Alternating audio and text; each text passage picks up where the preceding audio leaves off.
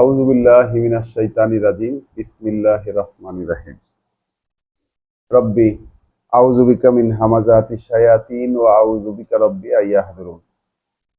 পরম করুণাময় দয়ালু আল্লাহর পরিচয়ে শুরু করছি। সবাইকে আমাদের এই সান্ধ্যকালীন অনুসন্ধানী পাঠে স্বাগতম জানাই। সালাম এবং শুভেচ্ছা। যারা কাছে আছেন, যারা দূরে আছেন, যারা দৃশ্যে আছেন এবং যারা অদৃশ্যে আছেন, সবাইকে এই পাঠে স্বাগতম, সালাম এবং শুভেচ্ছা জানাই।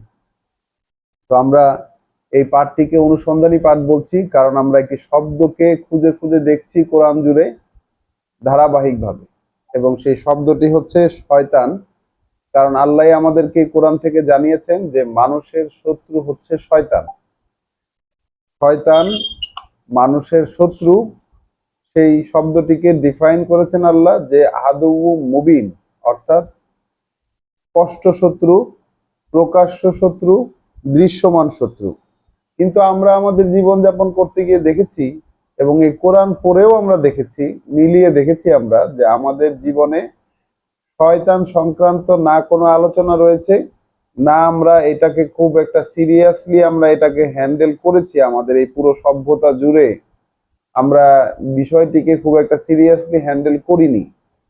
এবং আমাদের এই জীবনে, যে জীবনটা আসলে পরীক্ষার জীবন, এই জীবনে যে এত বড় একটি নেগেটিভ চরিত্র আমাদের পিছে সবসময় অ্যাক্টিভ রয়েছে, সবসময় কার্যকর রয়েছে, এবং সবসময় আমাদেরকে পিছে থেকে টেনে ধরার চেষ্টা করছে যেন আমরা সফল হতে না পারি। কোন জায়গায় সফল না হতে পারি? যেন যিনি এই বিশ্বজগতের সৃষ্টিকর্তা প্রতিপালক, তার প্রতি আমরা এই পৃথিবীর জীবনে কৃতজ্ঞ না থাকতে পারি। ইবলিস যে চ্যালেঞ্জ দিয়েছিল আল্লাহকে, সেটা হচ্ছে তোমার বান্দাদের অধিকাংশকেই তুমি, আপনার বান্দাদের অধিকাংশকে আপনি কৃতজ্ঞ অবস্থায় পাবেন না। অর্থাৎ এই পৃথিবীতে মানুষের যে পরীক্ষাগুলো, তার পরীক্ষাগুলোর মধ্যে অন্যতম একটি পরীক্ষা হচ্ছে কৃতজ্ঞ থাকতে পারার পরীক্ষা। তো সেই চ্যালেঞ্জ ইবলিসের এবং তার যে বংশধারা, সেই ধারাবাহিকতার সেই একই চ্যালেঞ্জ মানুষের প্রতি, যে মানুষের সবাইকে সে নিয়েই ছাড়বে, কাউকেই এই কৃতজ্ঞতার জায়গায় থাকতে দেবে না। তো সেই জিনিসগুলোই আমরা জানতে বসেছি যে আল্লাহ, যিনি এই ধরনের একটি শক্তিশালী শত্রু আমাদের জন্য নির্ধারণ করে দিয়েছেন, তিনি আমাদেরকে কি কি ইনফরমেশন এই কোরআনের মধ্যে দিয়েছেন, যে ইনফরমেশন গুলো দ্বারা আমরা সচেতন হতে পারবো, আমরা তার সেই শয়তানের কার্যকলাপ সম্পর্কে বুঝতে পারবো এবং ক্রমান্বয়ে সচেতন হয়ে উঠতে পারবো।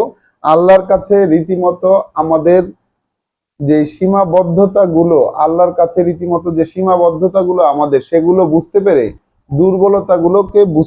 দুর্বলতাগুলোকে অনুভব করতে পেরে আমরা তার কাছে কায়মনোবাক্যে আশ্রয় চাইতে পারবো। তো আমরা আল্লাহর কাছে আশ্রয় চাই, সেই বিশ্বজগতের যিনি সৃষ্টিকর্তা প্রতিপালক, মানুষের যিনি সৃষ্টিকর্তা প্রতিপালক, মানুষের যেই যোগ্যতাগুলোকে ফাটিয়ে বের করে আনার যিনি প্রতিপালক, সেই প্রভুর কাছে আমরা আশ্রয় চাই এবং তার কাছে আমরা বুঝে নিতে চাই।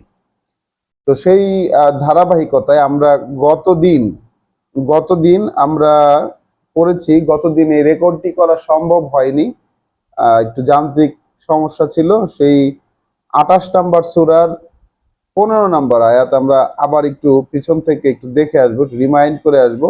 সূরা আল কাসাসের আয়াত 15, সেখানে আমরা দেখেছিলাম যে মুসা আলাইহিস সালামকে হুকুম এবং জ্ঞান দেওয়া হয়েছিল, অর্থাৎ করণীয় বুঝ, যে কি করতে হবে সেই বুঝ তাকে দেওয়া হয়েছিল, আল্লাহ দিয়েছিলেন। তার যখন লালন পালন ফেরাউনের দরবারে যখন সম্পন্ন হলো, তিনি যখন তার শক্তিমত্তার বয়সে পৌঁছলেন, তখন তাকে হুকমান ওয়া ইলমান, হুকুম অর্থাৎ করণীয় বুঝ এবং ইলম অর্থাৎ জ্ঞান দিয়েছিলেন। এবং তাই তিনি যখন সেই দুজন বিবাদমান ব্যক্তির মধ্যে ইন্টারফেয়ার করতে গিয়ে, দুজন বিবাদমান ব্যক্তির মধ্যে অংশগ্রহণ করতে গিয়ে একজনকে যখন তিনি তার ঘুষিতে একজন যখন নিহত হলো, তখন তিনি সেটা শনাক্ত করতে পেরেছিলেন যে এই কাজটি শয়তানের কাজ হয়ে গেছে, এই কাজটি শয়তানের কাজ হয়ে গেছে। এবং শয়তান হচ্ছে শত্রু, এরকম বাক্যটি ছিল এরকম, ইন্নাহু আদুহুম মুদিল্লুম মুবিন, শয়তান শত্রু, মুদিল্লুম মুবিন, যে একেবারে যখন তখন দৃশ্যমান ভাবে পথ হারা করে দিতে পারে। তাহলে মুসা আলাইহিস সালাম তিনি আল্লাহর মনোনীত একজন ব্যক্তি শিশুকাল থেকে। তাকে আল্লাহ মনোনীত করেছিলেন যে তাকে আল্লাহ নবী বানাবেন, এই সংবাদটি শিশুকালেই তার মাকে দিয়েছিলেন, রাসূল বানাবেন, তাকে রিসালাত দিবেন, ইসরায়েল বংশধরদের জন্য রাসূল হিসাবে তাকে পাঠাবেন। তো তাকেও কিন্তু শয়তান ছাড় দেয়নি এবং তার তার দ্বারা এইরকম একটি কাণ্ড ঘটিয়ে ফেলেছে।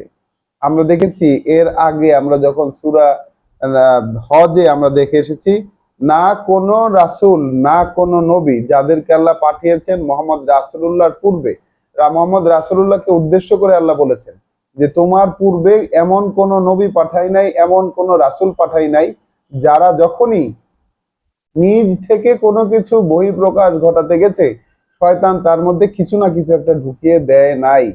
তো তারই একটি উদাহরণ হিসেবে আমরা এখানে দেখতে পাই মুসা আলাইহিস সালামের ঘুষিতে একজন ব্যক্তি নিহত হওয়ার ঘটনা, তার উদাহরণ।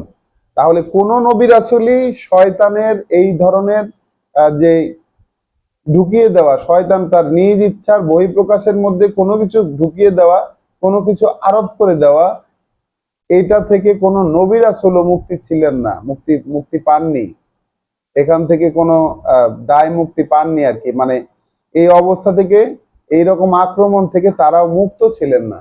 তাহলে আমাদের ক্ষেত্রে বিষয়টা কতটুকু গুরুতর, কারণ আমরা তো এরকম ব্যক্তিগতভাবে মনোনীত কেউ নয়। তাহলে আমাদের ক্ষেত্রে সেই জীবনের প্রতিটা মুহূর্তে শয়তান অবাধে আসে এবং যায়। আমরা শয়তানের দ্বারাই রীতিমতো পজেসড অবস্থায় অবস্থান করছি। এখন আল্লাহর কাছে আমরা আশ্রয় চাই। সেই আশ্রয় চেয়ে আজকে আমরা শুরু করব সূরা আল আনকাবুত। সূরা আল আনকাবুতের আয়াত 36 থেকে পড়ব। আমাদের কাঙ্ক্ষিত শব্দটি আছে 38 নম্বর আয়াতে। এখানেও কিছুটা ঐতিহাসিক যে ঘটনা, সেই ঘটনার কথাই আল্লাহ বলছেন। বিসমিল্লাহির রহমানির রহিম। ওয়া ইলা মাদিয়ানা, আর মাদিয়ানের প্রতি, আখাহুম শুআইবান, তাদের ভাই শুআয়বকে, অর্থাৎ মাদিয়ানের প্রতি পাঠানো হয়েছিল তাদের ভাই শুআয়বকে। ফাকলা, শুআয়ব বলল, অতঃপর শুআয়ব বলল, ইয়া কওমি, ওহে গোষ্ঠীর লোকেরা, এ বুদু আল্লাহ, তোমরা গোলামি করো আল্লাহর, অর্থাৎ আদেশ মেনে চলো আল্লাহর। ওয়ারজু আল ইয়াউমাল আখিরাহ, এবং পেতে চেষ্টা করো, আশা পোষণ করো পরকালের দিনগুলো, শেষ দিবসটিকে। তাহলে পরকালের যে দিন, ইয়াউমাল আখিরাহ, পরকালের যে দিন বা শেষ যে দিবস, এই পৃথিবীর শেষ হয়ে গিয়ে আরেকটি নতুন জায়গায়, নতুন একটি পৃথিবীর অবস্থান বা নতুন একটি জগৎ শুরু হবে, যেখানে এই টাইমের যে ফ্রেম, যে আমরা নির্দিষ্ট সময়ের যে ফ্রেমে এখানে আছি, সেখানে ওই ফ্রেমটা থাকবে না। সময়ের যে বিষয়টি, সেই সময়টি থাকবে অনন্ত। এবং আমরা যেরকম সংক্ষিপ্ত সময়ে বসবাস করছি, ওই রকম সংক্ষিপ্ত সময়ের কোনো বিষয় থাকবে না। অনন্ত যেই পরকালের সময়গুলো, সেই সময়ের আকাঙ্ক্ষী হও। শুআয়ব আলাইহিস সালাম গিয়ে বলছেন মাদিয়ানবাসীদের প্রতি যে আদেশ মেনে চলো আল্লাহর এবং আকাঙ্ক্ষী হও পরকালের দিনগুলোর। ওয়ালা তাসাউ ফিল আরদে মুফসিদিন, এবং বেড়ে যেও না এই জমিনে, আগে বেড়ে যেও না এই জমিনে বিশ্বাসে বিপর্যয় করতে। এখানে কথাগুলোকে আমরা খুব মনোযোগ দিয়ে একটু খুঁটিয়ে খুঁটিয়ে দেখার চেষ্টা করব। বলছেন যে আল্লাহর গোলামি করো, তার মানে তখন তারা এমন কোনো বিষয়াদি দিয়ে পরিচালিত হচ্ছিলেন যেই সমাজে আল্লাহর আদেশের প্রচলন আল্লাহর আদেশে চলার প্রচলন ছিল না। আল্লাহর আদেশে চলার প্রচলন ছিল না, বা সেই আল্লাহর আদেশে চলার প্রচলন ছিল না, এবং আখেরাত বলে কোনো কিছু আছে এইটা মানুষের কাজে কর্মে প্রতিফলিত হচ্ছিল না। আমার কাজ দ্বারা আমার আখেরাতে কোনো উপকার হতে পারে, সেটা কোনো কাজে লাগতে পারে আমার আখেরাতে, আখেরাতের দিনগুলিতে আমি কোনো এখান থেকে কোনো প্রাপ্য আমি পাবো, এইরকম কোনো উদ্দেশ্যে মানুষ কোনো কাজ করছিল না। হ্যাঁ, তাহলে মানে কি শেষ দিনের আকাঙ্ক্ষী হোক, শেষ দিনে কি প্রত্যাশা করব আমি, আখেরাতের দিনে আমি প্রত্যাশা কি, মানুষের একটা প্রত্যাশা থাকে যে আমি এখানে এই এই কাজ করলে আমার আখেরাতে আমার পরের যে জীবন আছে সেই জীবনটাকে আমি দৃঢ়ভাবে বিশ্বাস করি, সেইখানে আমার কিছু না কিছু একটা ফলাফল আমি পাবো। তো এইরকম একটি বিশ্বাস কিন্তু সকল ধর্মের মধ্যে কম বেশি আছে, কম বেশি আছে, সকল ধর্মের মধ্যে কম বেশি আছে। কিন্তু সেটা গিয়ে একটা পর্যায়ে আর মানুষের মধ্যে অ্যাক্টিভ থাকে না, কারণ ধর্ম যেহেতু সমানভাবে দুনিয়ার কাজগুলোকে সামনে গুরুত্বপূর্ণ করে তোলে, জীবনযাপনের সাধারণ যেসব কাজ এগুলোই মানুষের কাছে আকর্ষণীয় হয়ে দেখা দেয়। তাই এক সময় গিয়ে ধর্মকর্ম করতে করতে এক সময় আর মানুষের এই যে পরকালে আকাঙ্ক্ষা হওয়ার যে বিষয়, এই বিষয়টা আর তার মধ্যে মেজর হিসেবে থাকে না। এখন আমরা আমরা যারা এই কথা শুনছি, যারা সামনে এই আমার এই ভিডিওতে যারা দেখবে, সবার কাছে একটি প্রশ্ন করি, যে যারাই শুনছেন যারাই দেখবেন, একদম সত্যি করে বলুন তো, আজকের দিনে কতবার আপনার কাজকর্ম করতে গিয়ে চিন্তা করেছেন যে আপনার পরকালে আপনার এই কাজটার একটা ফলাফল আপনি পাবেন? কেউ কি চিন্তা করেছেন আজকে যা করেছেন, ধরেন আজকের দিনে যা করেছেন, তার মধ্যে কেউ কি চিন্তা করেছেন যে আমার আজকের দিনের এই কাজটার পরকালে একটা ফলাফল আমি পাবো, এই উদ্দেশ্যে আমি এই কাজটা করলাম, এইরকম কি করেছেন কেউ? তো জিজ্ঞাসা করলে এর উত্তর বেশিরভাগ ক্ষেত্রে নেগেটিভ হওয়ার সম্ভাবনাই বেশি, নেগেটিভই হবে। কারণ আমরা আমাদের প্রত্যহিক জীবনযাপনে আহ, যে রিচুয়ালের মধ্যে অভ্যস্ত, অর্থাৎ রিচুয়াল যেই মানে ইবাদত, রিচুয়াল যেসব ইবাদত, সেই সব ইবাদত করে বাকি সময়টা নিজের মতো করে কাটানোতে অভ্যস্ত, এবং নিজের মতো করে জীবন কাটানোর ক্ষেত্রে ওই পরকালে আমার কি হবে না হবে ওইটা আর প্রাধান্য পায় না, পরকালে কি হবে ওইটা প্রাধান্য পায় না। রাকিব, আমি একটু বলি। জি ম্যাডাম। আমার কিন্তু সবসময় মনে পড়ে, ইদানিং একটু বেশি আফটার রিটায়ারমেন্ট আমার বেশি মনে পড়ে, জানো। ম্যাডাম আমার আপনি খুব মনে আপনি ভাগ্যবান তাইলে। আমার আমার খুব মনে পড়ে। এই যে আজকে যে তুমি কলেজে একটা অনুষ্ঠানে দাওয়াত ছিল, সেখানে খুব রুচির সাথে আনন্দ আমার 7 দিন পরে রিটায়ারমেন্টে গেছিল বিভাগীয় কর্মকর্তা, আমার বন্ধু, সেইখানে গেলাম, আনন্দ করছি। তারপরেও আমার মাথায় আসে যে আমার সকাল বন্ধুদের একটা কথা আছে। হ্যাঁ, কিন্তু এটা কিন্তু কিন্তু আসে জি আসে ম্যাডাম, আলহামদুলিল্লাহ এটা এসেছে, এই জন্য সৃষ্টিকর্তার কাছে শুকরিয়া। কিন্তু এখন আমরা আমাদের জীবনে মূলত প্রশ্নটা ছিল এই, যে আজকের এমন কোন কাজ, আজকের হ্যাঁ, দিনের এমন কোন কাজ কি আমি করেছি যেই কাজটা সরাসরি আল্লাহর নির্দেশনায় তিনি এটা করতে বলেছেন তাই করেছি, এবং এইটার কারণে আমি পরকালের সাথে কানেক্টেড হব, এইরকম কোনো আশা আমি সারা দিনে পোষণ করেছি? এইরকম যদি হয়ে থাকে কারো ক্ষেত্রে। তারপরে রাখি, যেমন আমার মাকে যখন আমি যত ঘামতে থাকে, আমার মা ফের কাঁদতে দেয় না, তার শরীর এমনি হয়, তারপর আমি মায়ের সাথে ঘুমাই, মায়ের চেষ্টা করি সেবা করতে, তখন মনে হয় যে এটা আমার দায়িত্ব এবং কর্তব্য। মা এখন আলহামদুলিল্লাহ। অসুস্থ, এইটা এইটা আলহামদুলিল্লাহ। কিন্তু আমার আছে। হ্যাঁ, টুকটাক হয় আলহামদুলিল্লাহ। আর কি, এত হলে আলহামদুলিল্লাহ। তো ওই হতাম। আপনি জি তারপর ম্যাডাম, আপনি ভাগ্যবতী আসলে। আমরা তো খুঁজে পাই না, আমরা খুঁজতে আমি গেলে আমরা খুঁজতে গেলে খুঁজে পাই না যে সারা দিনের মধ্যে আসলে কোন জিনিসটাকে আমি আমার আখিরাতের সাথে কানেক্ট করব, এই ও মা, রকম। তুমি নিচে 2 বার করতেছো, রিড আউট করতেছো, না, কোরআন এইটা তো আছেই। কোরআন এইটা এইটা এইটা এটা তো আছে, একটা ঠিক আছে, হ্যাঁ এইটা আছে, কিন্তু সত্যিকার অর্থে খুঁজতে গেলে পাই না। আর পিছনের যে জীবন, যখন থেকে কোরআন আমি পড়তে ঠিক মতো পড়ছি না, বা কোরআন যখন আমি পড়তাম না, সেই জীবনে এরকম কোনো বিষয় আমার ছিলই না, সেই বললাম না, জীবনে। হ্যাঁ, এখন তো আল্লাহ রাব্বুল আলামিন তোমাকে সেটা ফিল করার তৌফিক দিয়েছে। আমি মনে করি তুমি ইয়াং বয়সে পবিত্র কোরআন পড়েছো। আমরা রিটায়ারমেন্টের পরে পড়ছি, আগে কি চিন্তা করতেছি কিন্তু পারিনি ব্যস্ততার জন্য। আহ, আর মেয়েদের কাজ অনেক অনেক গুণই বেশি, শত ব্যস্ততা থাকে, হ্যাঁ, এটা স্বীকার জি করতেছি। জি, তারপর এটা তুমি অস্বীকার ইয়াং করার কিছু নেই। বয়সে তুমি ঘুরেছো, আমার কাছে তো এটা ভালো লাগে, অনেক ভালো লাগে যে রাকিব একদম এরকম। সত্যি আমার আলহামদুলিল্লাহ।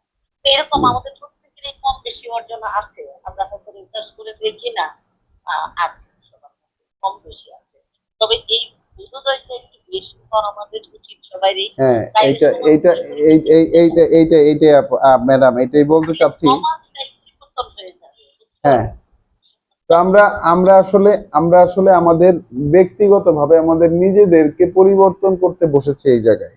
সমাজ তো এইভাবে হবে, কিন্তু ইউনিট কোরআন আসলে ইউনিট ব্যক্তির জন্য। কোরআন প্রথমত ইউনিট ব্যক্তির জন্য, যেমন শুআয়ব আলাইহিস সালাম এখানে এসে জাতির প্রতি বলছেন যে আল্লাহর আদেশ মেনে জীবন চালাও এবং আশা পোষণ করো, আকাঙ্ক্ষী হও পরকালের দিনগুলোর।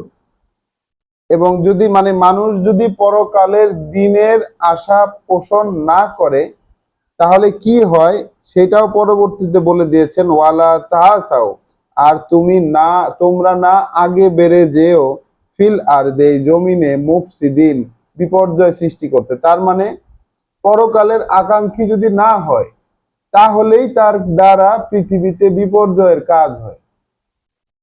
পরকালের আকাঙ্ক্ষী যদি মানুষ না হয়, যদি এই জীবনটাকেই সে মেজর হিসাবে মনে করে যে এই জীবনেই তার সবকিছু করে যেতে হবে, এইরকম যদি সে মনে করে, তাহলে তার দ্বারা ওই ফাসাদ সৃষ্টি হয়। ফাসাদ মানে কিন্তু মারামারি নয়, শুধু মারামারি নয়, ফাসাদ মানে কিন্তু ঝগড়া বিবাদ নয় শুধু। আমরা ফাসাদ শব্দটিকে ওই হিসাবে জানি যে ঝগড়া বিবাদ মারামারি। ফাসাদ মূলত হচ্ছে বিশ্বাসে বিপর্যয় সৃষ্টি করা। কারণ এই যে মাদিয়ানবাসী কি করত, মাদিয়ানবাসী মাপে ওজনে কম দিত, আমরা অন্যত্র দেখেছি কিন্তু কোরআন। মাদিয়ানবাসী মাপে ওজনে কম দিত, তো মাপে ওজনে ঠিকঠাক মতো দিবে, এইটা হচ্ছে মানুষের, যখন মানুষ ব্যবসা করে এবং লেনদেন করে, এটা হচ্ছে মানুষের বিশ্বাসের জায়গা। তো বিশ্বাসের ক্ষেত্রে, যে কোনো বিশ্বাসের ক্ষেত্রে বিপর্যয় সৃষ্টি করা, এইটা তখনই হয় যখন মানুষের কাজকর্মের সাথে আখিরাতের কানেকশন না থাকে। তো অনেক কথা বলে ফেললাম, পরবর্তী আয়াতে যাই। ফাকাজ জাবুহু, তখন তারা এই শোয়েবের এই আহ্বানকে প্রত্যাখ্যান করেছিল। ফা আখাজাত হুমুর রাজফাতু, তখন ধরেছিল তাদেরকে এক ভয়াবহ ভূমিকম্প। ফা আসবাহু ফি দারিহিম জাসিমিন, এবং পড়ে থেকেছিল তারা তাদের ঘরগুলোতে নিথর দেহ হয়ে। অর্থাৎ এমন এক ভূমিকম্প ধরেছে যে পুরো জাতি শুদ্ধ শেষ একদম। তো আমরা এই জাতি গোষ্ঠীগুলোর যে দোষ ত্রুটিগুলো দেখি, নূহ আলাইহিস সালামের জাতি, আদ জাতি, সামুদ জাতি, তারপরে আইকাবাসী, তারপরে এই যে মাদিয়ানবাসী, হ্যাঁ, তারপরে ইব্রাহিম আলাইহিস সালাম, তারপরে লূত আলাইহিস সালাম, তারপরে আরো অন্যান্য হযরত মুসা আলাইহিস সালামের সময় ফেরাউন, তারপরে আরো যারা আছে হযরত ঈসা আলাইহিস সালামের সময় বনি ইসরায়েলের অন্যান্য গোষ্ঠীরা, এইরকম যত জাতি গোষ্ঠী আমরা দেখি, সব জাতি গোষ্ঠীর মধ্যে যেসব দোষ ছিল, আমাদের এই বাংলাদেশের মধ্যে সামষ্টিকভাবে তার প্রত্যেকটাই আছে। ওখানে এক একটা জাতি গোষ্ঠীর যে এক একটা দোষ ত্রুটি ছিল, আমাদের মধ্যে সে সমস্ত দোষ ত্রুটি একসাথে বর্তমান। তা আল্লাহ বলেছেন কোন জাতি গোষ্ঠীকে তিনি ধ্বংস করেন না যে পর্যন্ত সেখানে সাবধানকারী নিযুক্ত না করেন। এখন আল্লাহর হযরত মুহাম্মদ রাসূলুল্লাহ সাল্লাল্লাহু আলাইহি ওয়াসাল্লামের প্রায় 1500 বছর সমাগত, 1500 বছর পূর্তিটা প্রায় এসেই গেল। তো আমরা আন্দাজ করছি এবং একদম এটার লক্ষণও দেখতে পাচ্ছি যে নতুন সময় সূচিত হচ্ছে এবং কিতাব খুলছে নতুন করে। মানুষ ঘরে ঘরে ব্যক্তিগত উদ্যোগে কোরআন পড়া শুরু করেছে। এই ব্যাপারটা বিগত 50 বছর আগে কেন 20 বছর আগেও ছিল না। ঘরে ঘরে ব্যক্তিগত উদ্যোগে কোরআন পড়া শুরু করেছে এবং একটা গণজোয়ারের সৃষ্টি হয়েছে এবং যে ধর্মীয় স্কলারগণ যাদের হাতে ইতপূর্বে কোরআন ছিল, সেই কোরআন এখন সাধারণ মানুষের কাছে চলে এসেছে তাদের কাছ থেকে, এবং মানুষের চোখ খুলছে। এখন তো আমাদের সামনেও কি এরকম কোনো সময় অপেক্ষা করছে কিনা যেখানে জাতি সমূলে ধ্বংস হয়ে যেতে পারে, কারণ এই জাতির মধ্যে সেই সকল দোষ বিদ্যমান যেগুলো তাদের মধ্যে ছিল। পরবর্তী আয়াত, ওয়া আদ ওয়া সামুদ, আর সেই আদ জাতি এবং সেই সামুদ জাতি, ওয়া কদ তাবাইয়ানা লাকুম মিন মাসাকিনিহিম, তো তোমাদের কাছে এটা স্পষ্ট হয়ে গেছে যে কোথায় তাদের বসতিগুলো, কোথায় তাদের বসতিগুলো। এই বসতিগুলো তাদের আদ জাতি এবং সামুদ জাতির যে বসতিগুলো সেগুলো ওই মক্কা থেকে খুব একটা দূরে নয়, আশেপাশেই, যাতায়াতের পথে পড়ে, অন্যান্য নগরীতে যাতায়াতের পথে পড়ে। কি হয়েছিল তাদের ক্ষেত্রে, ওয়াজাইয়ানা লাহুম আশ-শায়তান, হয়েছিল যেটা সেটা হচ্ছে আকর্ষণীয় করে দেখিয়েছিল তাদেরকে শয়তান। আমালাহুম, তাদের যত কর্ম, তাদের যত কর্ম সেই কর্মগুলোকে শয়তান তাদের জন্য আকর্ষণীয় করে দেখিয়েছিল। তাহলে আমাদের যত কর্ম, আমাদের জ্ঞান, আমাদের বিজ্ঞান, আমাদের সমাজ, আমাদের সংস্কৃতি, আমাদের সংবিধান, আমাদের রাজনীতি, আমাদের উৎসব, আমাদের ধর্ম, সবকিছুই আমাদের কাছে আকর্ষণীয়, সবকিছুই আমাদের কাছে আকর্ষণীয়। কে আকর্ষণীয় করে দেখাচ্ছে? শয়তান। কেন আকর্ষণীয় করে দেখাচ্ছে?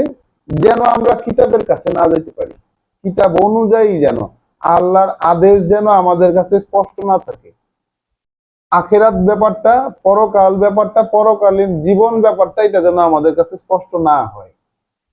এই জন্য আমাদের যত কর্মকাণ্ড, সেটা অর্থনৈতিক কর্মকাণ্ড হোক, ধর্মীয় কর্মকাণ্ড হোক, রাজনৈতিক কর্মকাণ্ড হোক, সাংস্কৃতিক কর্মকাণ্ড হোক, যা যা আমাদের কাছে ভালো লাগে সামষ্টিকভাবে এবং ব্যক্তিগতভাবে, সবকিছুই আমাদেরকে ওই যে সময়, আমরা সময় এবং চিন্তা, আমাদের ভাবনাগুলো যে ব্যয় করব আল্লাহর আদেশ জানার জন্য, আল্লাহর কথা বুঝে নেওয়ার জন্য, পরকাল আমাদের কাছে ক্লিয়ার করার জন্য যে ব্যয় করব, ওইটার বিপরীতে শয়তান দেখায় কি, যে তোমরা যেটার মধ্যে আছো সেটাই ঠিক আছে, তোমরা যেটার মধ্যে আছো সেইটাই ঠিক আছে। কারণ এইটাই ছিল ইবলিসের প্রতিজ্ঞা আল্লাহর সাথে, যে কারণে আমাকে পথ থেকে সরিয়ে দিলেন, ওইটা নিয়েই আমি বসে থাকবো আপনার সিরাতে মুস্তাকিমে। তো সিরাতে মুস্তাকিম কোথায়? সিরাতে মুস্তাকিম তো কোরআনে, কোরআনের বাইরে তো কোথাও সিরাতে মুস্তাকিম নেই। আছে কি? আছে কোথাও? কোরআনের বাইরে তো সিরাতে মুস্তাকিম কোথাও আছে? কোথাও নেই। কোরআনের বাইরে কোথাও সিরাতে মুস্তাকিম নেই। তো সেই সিরাতে মুস্তাকিমে ঘাটে ঘাটে যেন মানুষ এই সিরাতে মুস্তাকিমে উঠে আসতে না পারে, যেন এই অনুযায়ী চলতে না পারে, সেই জন্য শয়তান আকর্ষণীয় করে দেখায় মানুষের কর্মগুলো, যে কর্মের ভিতরে সে আছে সেটাকেই সে সঠিক হিসাবে মনে করে। আমরা কি তার উদাহরণ এই মাত্র দেখতে পাইলাম, এই মাত্র দেখছি, কিন্তু সেই উদাহরণ সেটা সকল জাতির ক্ষেত্রে যেমন বাস্তব, আমাদের জীবনেও একইভাবে বাস্তব। শয়তান কি আমাদের ক্ষেত্রে বসে আছে? আদ জাতির ক্ষেত্রে কাজ করছিল, সামুদ জাতির ক্ষেত্রে কাজ করছিল, মাদিয়ানবাসীর ক্ষেত্রে কাজ করছিল, আমাদেরকে ছাইড়ে দিছে শয়তান? তা তো দেয় নাই। তো কি বলেছে, ওয়াজাইয়ানা লাহুমুশ শয়তান, শয়তান আকর্ষণীয় করে দেখিয়েছিল তাদেরকে, আমালাহুম তাদের কর্মকাণ্ডগুলোকে, ফাসাদ্দাহুম আনিস সাবিল, এবং এর মাধ্যমেই, এই আকর্ষণীয় করে দেখানোর মাধ্যমেই ফিরিয়ে রেখেছিল তাদেরকে মূল পথ থেকে, ফিরিয়ে রেখেছিল তাদের মূল পথ থেকে। ওয়াকানু মুস্তাবসিরিন, যদিও তারা ছিল অন্তর্দৃষ্টি সম্পন্ন, তাদের বহু দূরদৃষ্টি ছিল, অনেক দূর পর্যন্ত তারা দেখতে পেত, অনেক ভবিষ্যৎ দেখতো, অনেক কিছু দেখতো, নিজেদের সম্পর্কে অনেক বিবেচনা ছিল তাদের, কিন্তু কোনো লাভ হয় নাই। সেই বিবেচনাগুলো ছিল পৃথিবী কেন্দ্রিক, তাদের জীবন কেন্দ্রিক, তাদের জ্ঞান কেন্দ্রিক, তাদের সে অন্তর্দৃষ্টি সম্পন্ন ছিল তারা। আদ জাতি, সামুদ জাতি, মাদিয়ানবাসী এবং আরো অন্যান্য যত জাতি ধ্বংস হয়ে গিয়েছিল, তারা ছিল অন্তর্দৃষ্টি সম্পন্ন, মুবসিরিন, তারা মুস্তাবসিরিন, তারা দেখতো, তারা সব দেখতে পেত। কিন্তু ওই যে শয়তান তাদেরকে, তাদের কর্মকাণ্ড গুলোকে আকর্ষণীয় করে দেখিয়েছে আল্লাহর পথের বিপরীতে, আল্লাহর পথের বিপরীতে। রাসূলরা যেসব কথা বলেছেন সেই কথার বিপরীতে তারা যেসব কর্মকাণ্ড গুলো করছিল, ওগুলোই তাদের কাছে আকর্ষণীয় করে তুলে ধরেছিল শয়তান। তো এরপর আমরা চলে যাব সূরা লুকমান।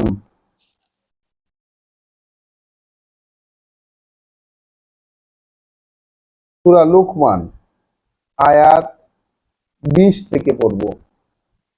বিসমিল্লাহির রহমানির রহিম। সূরা লুকমান কোরআন মজিদের 31 নম্বর সূরা, 20 নম্বর আয়াত থেকে পড়ছি।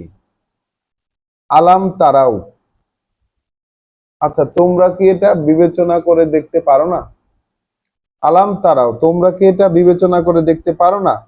আন্নাল্লাহা সাখখারা লাকুম, এই বিষয়টা যে নিয়ন্ত্রণ অধীন করে রেখেছেন তোমাদের জন্যই আল্লাহ, মা ফিস সামাওয়াতে, মানে তোমাদের জন্যই নিয়ন্ত্রণ অধীন, তিনি তার নিয়ন্ত্রণে রেখেছেন, তার নিয়ন্ত্রণের অধীন করে রেখেছেন তোমাদের জন্য যা আছে, মা ফিস সামাওয়াতে, যা আছে ওই আকাশে, ওয়া মা ফিল আরদ, যা আছে এই জমিনে, ওয়া আসবাগা আলাইকুম নেমাহু, এবং পূর্ণ করে দিয়েছেন, পূর্ণ করে দিয়েছেন তোমাদের প্রতি তার যত নিয়ামত, তার যত অনুগ্রহ করুণা, সব পূর্ণ করে দিয়েছেন তোমাদের প্রতি, জাহিরাতান ওয়া বাতেনা, যেটা প্রকাশ্য এবং গোপন। তার মানে এই বিষয়টা একটু ভেবে দেখো, আল্লাহ বলছেন এই বিষয়টা একটু ভেবে দেখো যে ওই আকাশে যা কিছু আছে, এই জমিনে যা কিছু আছে, সেইগুলো সব আল্লাহ নিয়ন্ত্রণে রেখেছেন তোমাদের জন্য, এবং প্রকাশ্য এবং গোপন, যা তোমরা জানো এবং জানো না, তোমাদের চোখের সামনে আছে এবং তোমাদের চোখের বাইরে আছে, তো দৃষ্টির বাইরে যত করুণা আছে সব তিনি তোমাদের জন্য পূর্ণ করে দিয়ে রাখছেন এখানে। একটু ভেবে দেখো। ওয়ামিনান নাস, তবুও আছে মানুষের মধ্যে, মান ইউজাদিলু ফিল্লাহ, তবুও আছে মানুষের মধ্যে যারা ঝগড়া করে আল্লাহর ব্যাপারে। আল্লাহর ব্যাপারে মানে কি? একজন মান্য, সে একজন মান্যের ব্যাপারে, একক মান্যের ব্যাপারে ঝগড়া করে তারা আল্লাহর ব্যাপারে, বেগাইরে ইলমিন, জ্ঞান বিবর্জিত ভাবে, কোনো জ্ঞান নাই তাদের, ওয়ালা হুদান, না আছে কোনো প্রকৃত নির্দেশনা, না আছে কোনো প্রকৃত নির্দেশনা, ওয়ালা কিতাবিম মুনির, আর না আছে তাদের কাছে কোনো আলোদায়ী কিতাব। আল্লাহর ব্যাপারে ঝগড়া করে, আল্লাহর ব্যাপারে তর্ক বিতর্ক করে, যে একজনকেই মানবে কিনা এই ব্যাপারে তর্ক বিতর্ক করে, নাকি আরো অনেক মান্য আছে সেই ব্যাপারে তর্ক বিতর্ক করে। যেমন আমরা দেখেছি যে আল্লাহর কিতাব হইলো আল্লাহর আইন, আবার রাসূলের আইন বইলেও অনেক কিতাব আছে। আমি দেখেছি ব্যক্তিগতভাবে অনেক প্রখ্যাত যশ ওয়ালা আলেমগণ এই কিতাব লিখেছেন, রাসূলের আইন। তো আমি জিজ্ঞাসা করেছিলাম একজনকে, ভাই রাসূলের আইন কি জিনিস, এটা কিভাবে হয়? আইন তো আল্লাহর, কোরআনে আমরা কতবার পড়েছি, ইনিল হুকমু ইল্লা লিল্লাহ, যে হুকুম যা কিছু আছে এগুলো সব হলো আল্লাহ, আদেশ যা কিছু সব হলো আল্লাহ। রাসূল তো কেবল বার্তাবাহক এবং সাবধানকারী এবং সুসংবাদদাতা, মানুষের কাছে আল্লাহর পক্ষ থেকে বার্তা পৌঁছে দেওয়ার একজন আল্লাহর সম্মানিত এজেন্ট মাত্র।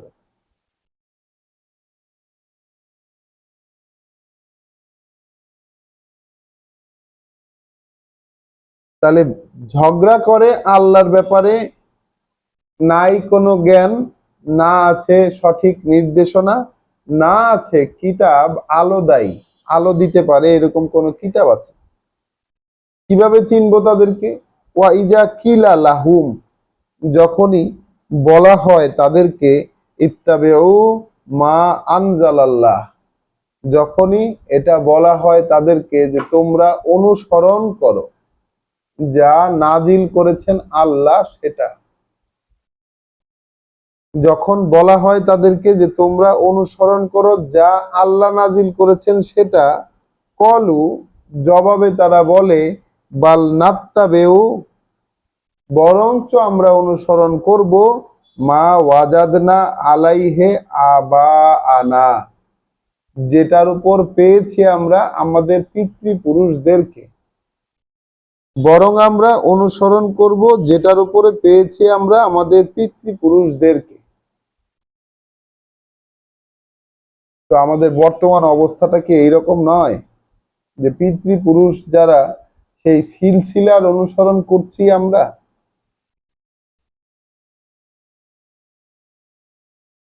আমরা ভেবে রেখেছি যে মানে নবী, তার পরবর্তী যুগ, তার পরবর্তী যুগ, তার পরবর্তী যুগ, তার পরবর্তী যুগ, সেখান থেকে ওই যে ধারাবাহিক ভাবে আমরা ধর্মটাকে পেয়েছি, ওটাকেই কি আমরা অনুসরণ করছি না? এবং যখন এই আল্লাহ যা নাজিল করেছেন সেটার অনুসরণের কথা বলা হয়, সেটার অনুসরণের কথা যখন বলা হয় তখন তারা বলে যে আমরা আমাদের পিতৃপুরুষদেরকে যেটার উপরে পেয়েছি সেটারই অনুসরণ করব। আল্লাহ কি বলছেন? আওয়ালাউ কানা শায়তানু, আওয়ালাউ কানা শায়তানু, আচ্ছা এমন যদি হয় যে শয়তান, ইয়াদউহুম ইলা আযাবিস সাইর, শয়তান যদি ডাকতে থাকে তাদেরকে ওই জ্বলন্ত আগুনের শাস্তির দিকে, তবুও কি তারা পিতৃপুরুষের অনুসরণ করবে? তাহলে পিতৃপুরুষের অনুসরণ, যেখানে আল্লাহ কিতাবের কথা বলেছেন, তিনটা স্টেপ বলেছেন, বেগাইরে ইলম, না আছে কোনো জ্ঞান, ওয়ালা হুদান, না আছে কোনো নির্দেশনা, আর না আছে কোনো আলোদায়ী কিতাব। তাহলে আমাদের সামনে জ্ঞান যা কিছু, নির্দেশনা যা কিছু, এবং আলোদায়ী কিতাব যেটা, তার তিনটা জিনিসই হচ্ছে কোরআন। আমাদের সামনে যেটা উপস্থিত, আল্লাহ আল্লাহ আমাদের সামনে এনে দিয়েছেন, বিগত 20, 30, 40 বছর আগে তো এরকম হাতে হাতে কোরআন ছিল না, এবং সেটার এরকম সহজভাবে বোঝা যায় এইভাবে আমরা তখনকার মানুষ স্টাডি করেও দেখেনি, এত প্রচলিত স্টাডি ছিল না মানুষের মধ্যে। এখন আল্লাহ এগুলো করতে দিচ্ছেন, তিনি সেই দরজাটা খুলে দিয়েছেন, তাই নয় কি? আল্লাহ করতে দিচ্ছেন, দরজা খুলে দিয়েছেন তিনি। তাহলে আমাদের সামনে এখন এলমু আছে কোরআনের মধ্যে, হুদাও আছে, নির্দেশনা আছে কোরআনের মধ্যে, আছে কিতাবে মুনির, একটা আলোদায়ী কিতাব আমাদের সামনে উপস্থিত, এই আল্লাহর কিতাব। কিন্তু এই কিতাবে নাজিল করা যেসব জিনিস, যেসব কথা, এগুলো যখন মানুষকে অনুসরণ করতে বলা হয়, তখন মানুষ পিতৃপুরুষের কাছ থেকে যা পেয়েছে, যেভাবে তাদেরকে দেখেছে, ওটাকেই বরঞ্চ বেশি গ্রহণ করে, বলে বাল নাত্তাবিউ।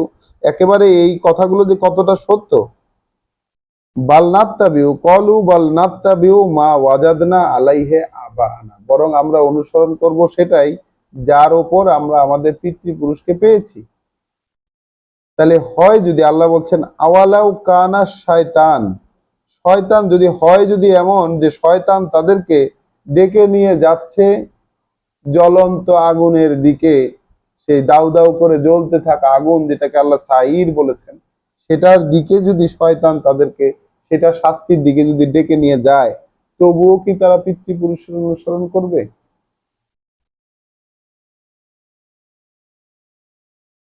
তবুও কি?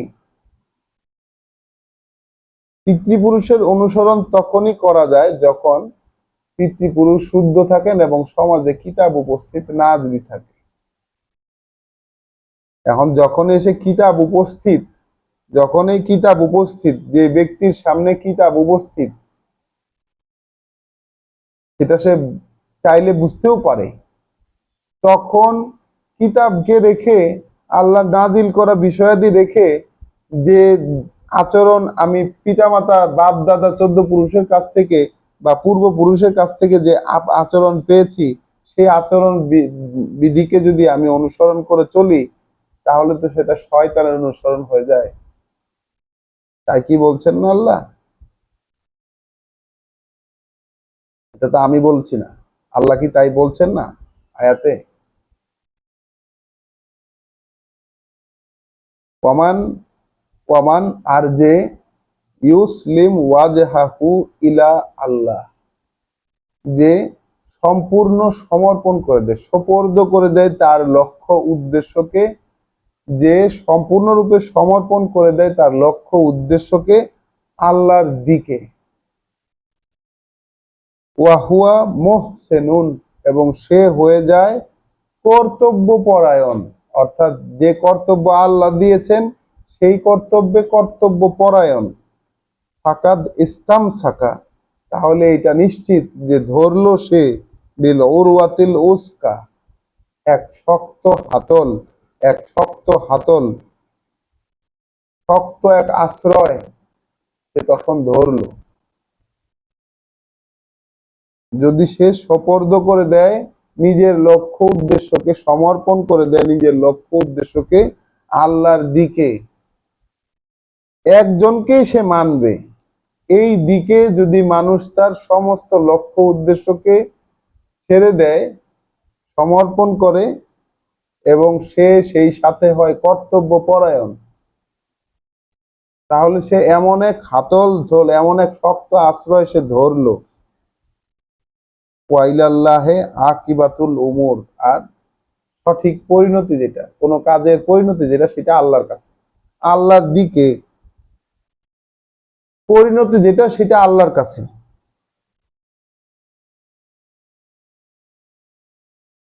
ওমান কাফারা, আর যে এই বিষয়টিকে প্রত্যাখ্যান করে, যে বিষয়টিকে প্রত্যাখ্যান করে, কোন বিষয়টিকে প্রত্যাখ্যান করে?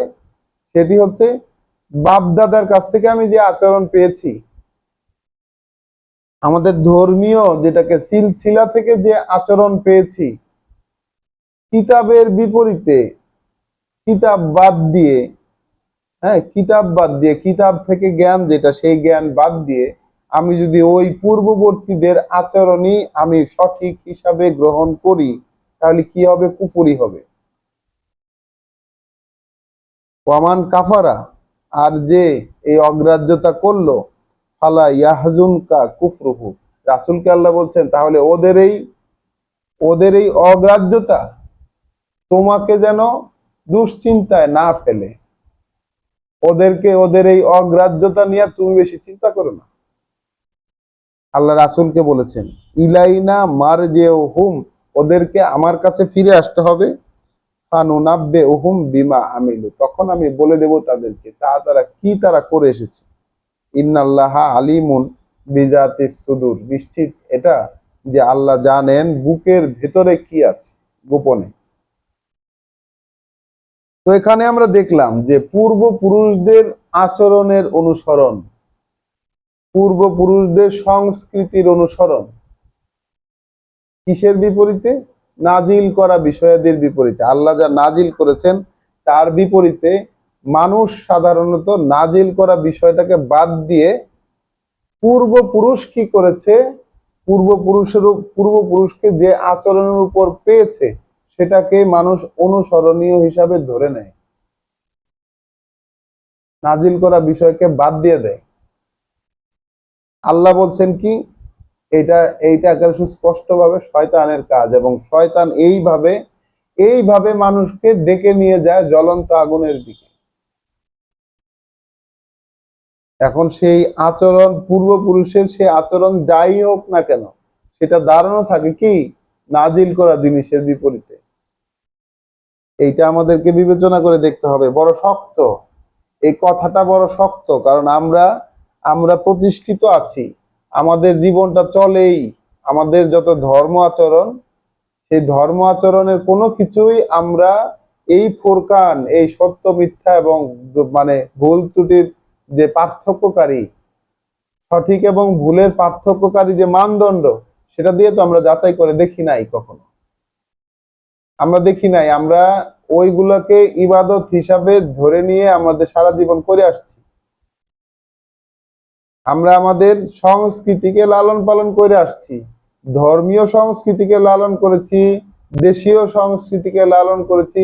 কোনোটাকেই আমরা আমাদের এই ফোরকান যেটা আল্লাহ আমাদেরকে দিয়েছেন, দিয়ে রেখেছিলেন, সেইটা দিয়ে কখনো আমাদের আমরা আমাদের সংস্কৃতিকে মেপে দেখেছি, না আমরা আমাদের ধর্মকে মেপেছি, না আমরা আমাদের রাজনীতিকে মেপেছি, না আমাদের সামাজিক কর্মকাণ্ড গুলোকে মাপছি। কোনো কিছুকেই আমরা মেপে দেখি নাই। এবং এইটা যে মেপে দেখার জিনিস, এই থিওরিটাও আমাদেরকে কেউ কখনো বলে নাই যে ভাই কোরআন দিয়ে কিন্তু মিলাইয়া দেখতে হবে। তোমরা জীবনে যা করছো, জীবনের যে দৃষ্টিভঙ্গি, সেই দৃষ্টিভঙ্গিকে কোরআন দিয়ে মিলিয়ে দেখতে হবে। এটা তো আমাদেরকে কোনো মানে ধর্মীয় বক্তা কেউ কখনো আমাদেরকে বলে দেন না। তোমাকে তোমার জীবনযাপনের প্রত্যেকটা কর্মকে মিলিয়ে দেখতে হবে কোরআনের সাথে, না হলে কিন্তু হবে না। এই থিওরি আমরা কোনো জায়গা থেকে পাই নাই, কিন্তু আল্লাহ যখন আমাদেরকে কোরআন খুলে দিয়েছেন আমাদের সামনে, যখন আমাদেরকে পড়তে অনুমতি দিয়েছেন, যখন আমরা পড়ে দেখছি, তখন আমরা রীতিমতো চমৎকৃত হয়ে যাচ্ছি যে এটা কি বলছে। পূর্বপুরুষদের অনুসরণ করলে শয়তানের অনুসরণ হয়, তাহলে সারা জীবন করলাম কি শয়তানের অনুসরণ? এখনো কি সেই শয়তানের অনুসরণই করছি পূর্বপুরুষের অনুসরণ করে? এক ভয়ঙ্কর ব্যাপার, এক ভয়ঙ্কর প্রশ্নের সম্মুখীন করে দিয়েছে আমাদের কোরআন।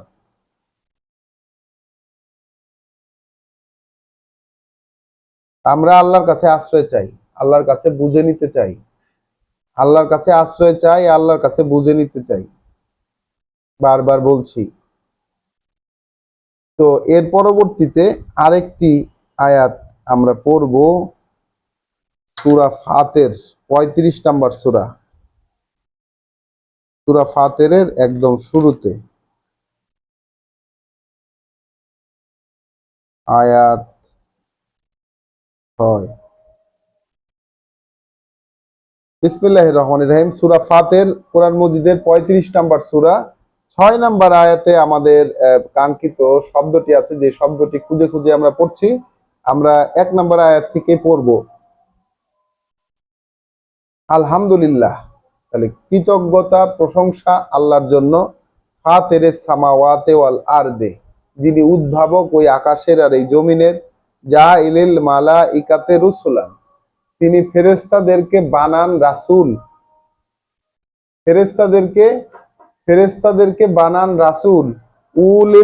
উলে আজিনে হাতিন মাসনা ওয়া সুলাসা ওয়া রুবা, যারা পাখা বিশিষ্ট, 2 2 4 4, 2 2 3 3 4 4 বাহু বিশিষ্ট, পাখা বিশিষ্ট। ইয়াজিদু ফিল খালকে মা ইয়াশা, তিনি প্রবৃদ্ধি দেন তার সৃষ্টিতে যেভাবে যার জন্য চান। অর্থাৎ ফেরেশতাদেরকে মানুষের কাছে বার্তা বহন করার জন্য পাঠান, যার কাছে যেভাবে দরকার সেইভাবে তিনি তার ওই উড়ার ক্ষমতা বা পৌঁছানোর ক্ষমতা দ্রুত গতিতে করার জন্য যেভাবে যেটা দরকার সেভাবে সেটা তিনি করেন। ইন্নাল্লাহা আলা কুল্লে শাইইন কাদির, নিশ্চয়ই আল্লাহ প্রত্যেকটা জিনিসের উপর তার ক্ষমতা প্রয়োগে সক্ষম।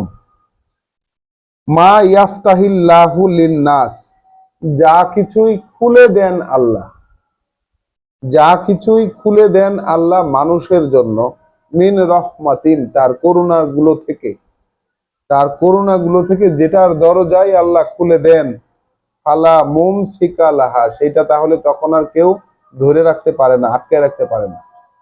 ওয়ামা ইউমসিক, আর যা তিনি আটকে দেন, ফালা মুরসিলা লাহু মিম বাদ, তাহলে সেইটাকে আর পাঠাইতে পারে না তার এই ধরে রাখার পরে কেউ, তার ধরে রাখার পরে, তার আটকে দেওয়ার পরে কেউ আর সেটাকে পাঠানোর সক্ষমতা রাখে না। ওয়াহুয়াল আজিজুল হাকিম, আর তিনি শক্তিমান, সঠিক সিদ্ধান্তদাতা। ইয়া আইয়ুহান নাস, ওহে মানুষ, ইযকুরু নিয়ামাতাল্লাহি আলাইকুম, তোমাদের উপর কি নিয়ামত করেছেন, কি করুণা করেছেন আল্লাহ, স্মরণ করো, আলোচনা করো সেটা। তাহলে মানুষ যে কৃতজ্ঞ হবে তার প্রথম পাঠ হচ্ছে এইটা। মানুষ আল্লাহর প্রতি যে মনে মনে কৃতজ্ঞতা পোষণ করবে তার প্রথম পাঠ হলো এইটা, যে তার যে যাপিত জীবনে কি কি অনুগ্রহ করুণা আল্লাহ তাকে করেছেন। আর এই কথা যাকে বলছেন সে তো কিতাব পড়ছে, এই কথা যেই মানুষদেরকে বলছেন সেই মানুষের সামনে কিন্তু কিতাব উপস্থিত। যেহেতু এটা কোরআন, মানুষকে পড়ে শোনানোর জিনিস এবং নিজে পড়ার জিনিস, তাহলে যেই লোকের সামনে এই কথাগুলা বলা হচ্ছে তার সামনে কিতাব উপস্থিত। তো মানুষের জন্য সবচেয়ে বড় নিয়ামত হইতেছে গিয়া মানুষকে আল্লাহ বোধগম্য উপায়ে বোঝার মতো করে কিতাব পড়তে দিবেন বা কেউ তাকে পড়ে শোনাবে। এর চেয়ে বড় নিয়ামত কিন্তু এই পৃথিবীতে আর নাই। সবচাইতে বড়, মানুষের জন্য সবচেয়ে বড় করুণা হলো এটা। তাহলে আল্লাহ এখানে বলছেন যে, ও হে মানুষ, স্মরণ করো কি অনুগ্রহ তোমাদের ওপর করেছেন আল্লাহ।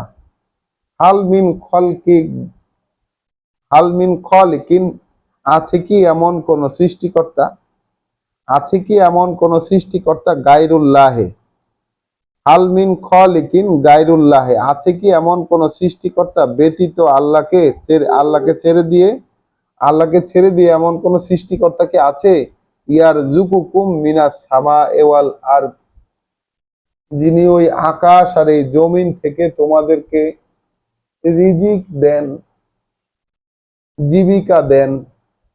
তাহলে আকাশ থেকে কি জীবিকা দিচ্ছেন তিনি? এই যে কোরআন আমাদেরকে বুঝতে দিচ্ছেন, তার কথাগুলো যে আমরা বুঝতে পারতেছি পড়ে, আমাদের কাছে মনে হচ্ছে না যে আমরা বুঝতে পারতেছি? এইটা আমাদের জীবনের অনেকটা সময় তো পার হয়ে গেছে, তখন তো আমাদের সাথে কাছে এসে এরকম ভাবে উপস্থিত হয় নাই এই কথাগুলো। আর জমিন থেকে কি রিজিক দিচ্ছেন? আমাদের যে জীবিকা, খাওয়া দাওয়া, ইনকাম, আমাদের সেই জীবিকা তো দিচ্ছেন। আকাশ থেকেও জীবিকা দিচ্ছেন আমাদের। তাহলে তোমাদের সৃষ্টিকর্তাদের মধ্যে, হাল মিন খালিকিন, সৃষ্টিকর্তাদের মধ্যে আছে কি এমন কেউ, গায়রুল্লাহ, আল্লাহকে বাদ দিলে সৃষ্টিকর্তা যত আছে, অনেকেই তো অনেক কিছু বানাইতে পারে, তো সৃষ্টিকর্তা যত আছে সেই সৃষ্টিকর্তাদের মধ্যে আল্লাহকে যদি বাদ দিয়ে দেই, তাহলে আছে কি এমন কেউ যে রিজিক দিতে পারে, জীবিকা দিতে পারে আকাশ থেকে এবং জমিন থেকে? আল্লাহ একটি প্রশ্ন ছুড়ে দিয়েছেন এবং ভাবতে বলছেন এই বিষয়টা। লা ইলাহা ইল্লা হুয়া, মানা যায় এমন কোনো কিছুই নাই তিনি ছাড়া, মানা যায় এমন কোনো কিছুই নাই তিনি ছাড়া। ফাআন্না ইউফাকুন, তাহলে কোথায় ধোঁকা খাচ্ছ? তাহলে কোথায় ধোঁকা খাচ্ছ? ওয়া ইন তুকাযযিবুকা, এখন তোমার এই যে চ্যালেঞ্জ তুমি দিলে, ছুড়ে দিলে মানুষের প্রতি, রাসূলকে আল্লাহ বলছেন, তো রাসূল তো পড়ে শোনালো, মোহে মানুষ, রাসূল বলছেন কিন্তু এই কথা, বুঝতে পারছো? রাসূল বলছেন এই কথা যে ওহে মানুষ, এই তো রাসূল বলছেন, ওহে মানুষ স্মরণ করো, আলোচনা করো যে কি অনুগ্রহ তোমাদের প্রতি করেছেন আল্লাহ। আছে কি এমন কোন সৃষ্টিকর্তা আল্লাহকে বাদ দিলে যে তোমাদেরকে ওই আকাশ থেকে জমিন থেকে রিজিক দিতে পারে? তার মতো করে মানা যায় এরকম তো কোনো কিছুই নাই। আর তিনি তাহলে তাহলে যদি এরকম নাই থেকে থাকে, তাহলে কোথায় ধোঁকা খাচ্ছ? এটা তো একটা আহ্বান, একই সাথে একটা প্রশ্ন, একই সাথে একটা আহ্বান মানুষকে, যে তোমরা একটু ভেবে দেখো বিষয়টা। এখন আল্লাহ বলছেন, ওয়া ইন ইউকাযযিবুকা, ওরা যদি তোমাকে মিথ্যা প্রতিপন্ন করে, পাত্তা না দেয়, প্রত্যাখ্যান করে, পাত্তাই দিল না, ওরা যদি এখন তোমাকে প্রত্যাখ্যান করে, ফাকাদ কুযযিবাত রুসুলুন, তাহলে এইটা তো নিশ্চিত ইতিহাস যে যত রাসূল আছে সবাইকেই প্রত্যাখ্যান করা হয়েছিল। অর্থাৎ আল্লাহর কিতাবের বার্তা নিয়ে যত জন মানুষকে জনবসতির কাছে পাবলিকলি পাঠানো হয়েছিল, তাদের কাউকেই মানা হয়নি, তাদের কাউকেই মানা হয়নি, সবাইকে প্রত্যাখ্যাত হইতে হয়েছে। তাহলে ফাকাদ কুযযিবাত রুসুলুম মিন ক্বাবলিকা, তোমার পূর্বে যত রাসূল সবাইকেই, তোমার পূর্বে যত রাসূল সবাইকে প্রত্যাখ্যাত হতে হয়েছে। ওয়া ইলাল্লাহি তুরজাউল উমুর, আর এই রিপোর্ট গুলা সবই আল্লাহর কাছে ফিরে যায়। এই রিপোর্ট গুলো মানুষ যে আল্লাহর বার্তা পৌঁছায় দিলে যে প্রত্যাখ্যান করে, এই রিপোর্ট গুলা সবই আল্লাহর কাছে ফিরে যায়। ইয়া আইয়ুহান নাস, ওহে মানুষ, ইন্না ওয়াদাল্লাহি হাক্কুন, আল্লাহর এই যে ওয়াদা, এটা কিন্তু সত্য। কি ওয়াদা করেছেন আল্লাহ সূরা শুরুতে? তিনি ফেরেশতাদেরকে রাসূল করে পাঠান মানুষের কাছে। মানুষ যদি পড়তে শুরু করে জানার আগ্রহ থেকে এবং জানতে চায় যদি আল্লাহর কাছে, তাহলে ফেরেশতাদেরকে রীতিমতো তিনি পাঠিয়ে দেন, রীতিমতো। আমরা সূরা 22 নম্বর সূরায় কিন্তু দেখে এসেছি যে তিনি মানুষ এবং ফেরেশতাদের মধ্য থেকেও রাসূল নিয়োগ করেন, মানুষের মধ্য থেকেও রাসূল নিয়োগ করেন। এবং বিশ্বাসী যারা, এই কোরআনে যারা বিশ্বাস করবে, তাদের জন্য ওই সুযোগটা আল্লাহ ওপেন রেখেছে, রেসালাত বহন করার সুযোগ। সেই সুযোগটা আল্লাহ ওপেন রেখেছেন, আমরা সূরা হজের শেষ রুকুতে আমরা দেখেছি। তো ওহে মানুষ, ইন্না ওয়াদাল্লাহি হাক্কুন, আল্লাহর ওয়াদা সেটাই একটা বাস্তবতা, সেটাই কিন্তু সত্য। আল্লাহর ওয়াদা সেটাই কিন্তু সত্য। ফালা তাগুররান্না কুমুল হায়াতিদ দুনিয়া, তাহলে এই পৃথিবীর জীবন যেন তোমাদেরকে ধোকায় ফেলে রাখতে না পারে। তাহলে আল্লাহর ওয়াদা সত্য, এটা স্বীকার করার মধ্যে সবচেয়ে বাধা কি? আল্লাহর ওয়াদা সত্য, এটা স্বীকার করার ক্ষেত্রে সবচেয়ে বড় বাধা কি? বলো। পৃথিবীর জীবন এবং তার আকর্ষণীয় জিনিসগুলো। পৃথিবীর জীবনে আমার যে ইনভলভেন্স এবং যেসব জিনিসকে আল্লাহ আকর্ষণীয় করে রেখেছেন, স্ত্রী, সন্তান, সম্পদ, স্থাবর সম্পদ, ক্যারিয়ার, যা কিছুকে আল্লাহ আকর্ষণীয় হিসাবে দেখিয়েছেন, সব বর্ণনা আছে কোরআনে। কোরআনের বাইরে থেকে আমি কিছুই বলছি না। যেসব উপকরণকে আল্লাহ পৃথিবীর জীবনে আকর্ষণীয় করে রেখেছেন মানুষের জন্য, তিনিই করে রেখেছেন। এবং এই আকর্ষণীয় করে রেখেছেন কারণ এগুলো একটা ধোঁকার আয়োজন। আমার স্ত্রী, আমার সন্তান, আমার যা কিছু দিয়ে আমি এই পৃথিবীর জীবনে জড়ানো আছে, আমার চাকরি, আমার ক্যারিয়ার, আমার ক্ষেতের ফসল, আমার গাড়ি ঘোড়া, আমার যা কিছু আছে, সবকিছু যা কিছু দিয়ে আমি এই পৃথিবীতে অবস্থান করতেছি, তার পুরাটাই হলো আমার পৃথিবীর জীবন এবং পুরাটাই হলো গিয়া আমাকে ডিরেল, মানে আমাকে মূল জায়গা থেকে সরিয়ে দেবার একটা আয়োজন মাত্র। আল্লাহ সেগুলো বলেও দিচ্ছেন, তাহলে তোমাদেরকে যেন ধোঁকা দিয়ে রাখতে না পারে পৃথিবীর জীবন। ওয়ালা তাগুররান্নাকুম বিল্লাহিল গারুর, আর ওই মহা ধোঁকাবাজ যেটা, ওইটা যেন তোমাদেরকে ধোঁকা দিয়ে রাখতে না পারে আল্লাহর ব্যাপারে। মহা ধোঁকাবাজ ধোঁকা দিবে কি? আল্লাহর ব্যাপারে। পৃথিবীর জীবন তো একটা ধোঁকা দিবে, আর ওই মহা ধোঁকাবাজ সে ধোঁকা দিবে আল্লাহর ব্যাপারে। যেমন একটা ধোঁকায় আমরা পড়ে আছি সবাই, আল্লাহ গাফুরুর রাহিম, আল্লাহ ক্ষমা করে দিবে। আমরা কোরআনে দেখেছি আল্লাহ সবার জন্য ক্ষমাশীল দয়াময় নন। আল্লাহ কমনলি ক্ষমাশীল দয়াময় নন, তিনি আবার একই সাথে প্রচন্ড ক্রোধ আছে তার, প্রচন্ড প্রতিশোধ পরায়ণ তিনি, প্রচন্ড রাগান্বিত হন তিনি, প্রচন্ড কঠিন শাস্তিদাতা। ওইসব গুণও কিন্তু তার আছে, ধ্বংসকারী, বিধ্বংসী। তো সেই সব গুণও কিন্তু আল্লাহর আছে। আল্লাহ কি ক্ষমাশীল দয়াময়, আল্লাহ ক্ষমা করে দিবে, ক্ষমা চাইলেই আল্লাহ ক্ষমা করে দিবে, এরকম এইরকম একটি ব্যাপার কিন্তু আমাদের কাছে প্রচলিত আছে।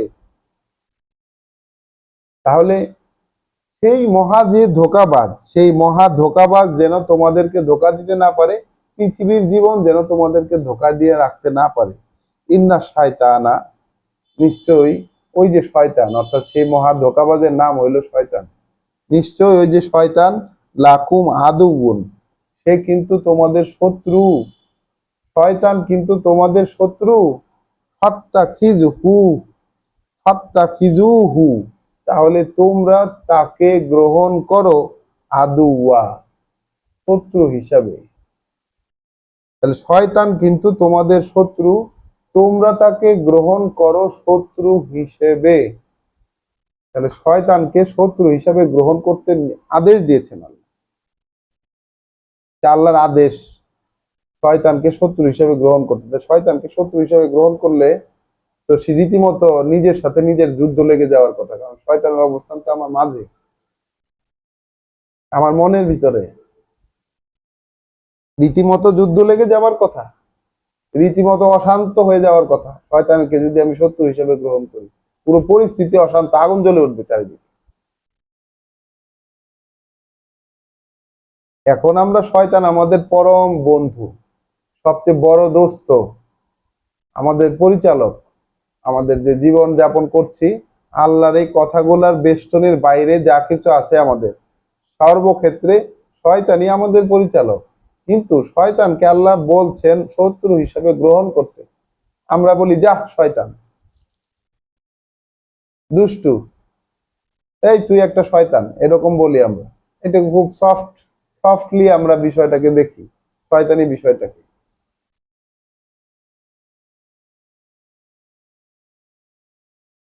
ইন্না শয়তানা লাকুম আদুউন, শয়তান কিন্তু তোমাদের জন্য শত্রু। ফাত্তাখিজুহু আদুওয়া, তাই তাকে গ্রহণ করো তোমরা শত্রু হিসাবে।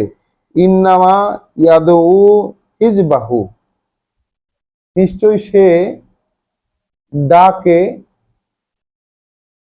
সে ডাকে তার দলবলকে। শয়তান ডাকে তার দলবলকে, লিয়াকুনু মিন আসহাবিস সাইর, যেন হয়ে যায় তারা সেই জ্বলন্ত আগুনের অধিবাসী সঙ্গী। আল্লাযিনা কাফারু, আল্লাযিনা কাফারু, যারা শয়তান সংশ্লিষ্ট এই এই শত্রু হিসাবে গ্রহণ করার এই আদেশকে যারা অগ্রাহ্য করবে, লাহুম আযাবুন শাদীদ, তাদের জন্য আছে কঠিন কষ্টের শাস্তি, কঠিন শাস্তি তাদের জন্য।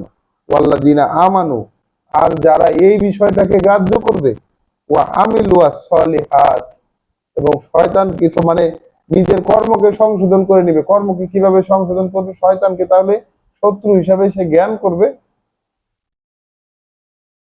শয়তানের যে চিহ্নগুলো আছে আমরা দেখে আসছি, শয়তানের কর্মকাণ্ড কি কি, শয়তান কোন কোন ক্ষেত্রে প্রভাব বিস্তার করে, কি কি ভাবে করতে পারে, সচেতন থাকলো সে, আল্লাহর কাছে সচেতনতা চাইয়া নিল সে, তাহলে সে যদি তার কর্মগুলোকে সংশোধন করে নেয়, লাহুম মাগফিরাতুন, তার জন্য আছে ক্ষমা। সবার জন্য ক্ষমা নাই, তার জন্য আছে ক্ষমা। ওয়া আজরুন কাবির, সেই সাথে অনেক বড় পুরস্কার, বিরাট বিশাল পুরস্কার। তো আমরা এখানে আল্লাহর সেই আদেশটি দেখতে পেলাম। একে তো আমরা আজকে দেখলাম, আজকে আমরা অনেকগুলো গুরুত্বপূর্ণ জায়গা দেখেছি। আমরা দেখলাম যে সেই আদ জাতি, সামুদ জাতি, সেই মাদিয়ানবাসী, তাদেরকে শয়তান তাদের কর্মকাণ্ডগুলোকে আকর্ষণীয় করে দেখাচ্ছিল। এই কারণে তারা রাসূলের কথা গ্রহণ করতে পারেন নাই। আজকে আমরা দেখছি যে আমাদেরকেও একই অবস্থা, শয়তান আমাদেরকে আমরা যে সংস্কৃতির মধ্যে আছে এটাকে আকর্ষণীয় করে দেখাচ্ছে নাজিল করা বিষয়ের বিপরীতে। আবার তারপরে আমরা দেখলাম যে আল্লাহ নাজিল করা বিষয়ের বিপরীতে আমরা যখন আমাদের প্রচলিত ধ্যান ধারণা পূর্ববর্তী আমাদের পিতৃপুরুষদের কাছ থেকে প্রাপ্ত যা কিছু ওইটাকে যখন অনুসরণ করি, তখন সেটা শয়তানের অনুসরণ হয়। আর এইখানে এসে দেখলাম আল্লাহ আদেশ দিতেছেন যে শয়তান তোমাদের শত্রু, তাহলে তাকে শত্রু হিসাবে গ্রহণ করো। শয়তান কিন্তু তার দলবলকে টাইনা নিয়ে যায়, ডাইকা নিয়ে যায় আগুনের দিকে। আর এই আদেশ যে অস্বীকার করবে, আল্লাহর এই আদেশকে যে অগ্রাহ্য করবে, তার জন্য কঠিন শাস্তি। আর যে এই আদেশকে গ্রাহ্য করবে, কর্মকে সংশোধন করে নিবে, তার জন্য আছে ক্ষমা এবং বড় পুরস্কার।